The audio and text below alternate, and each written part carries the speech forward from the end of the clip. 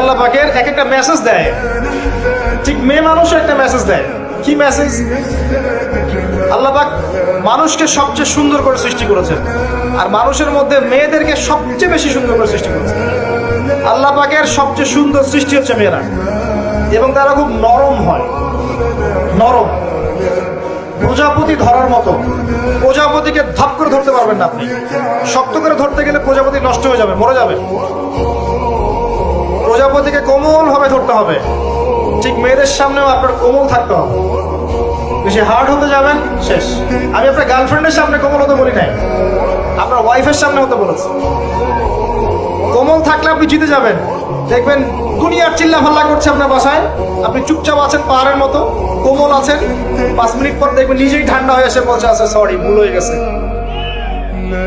আর যদি আপনি চিল্লা ফাল্লার কাউন্টার দিতে যান, তাহলে দেখবেন সুটকেস গোছানো শেষ, বাবার বাড়ি চলে গেছে।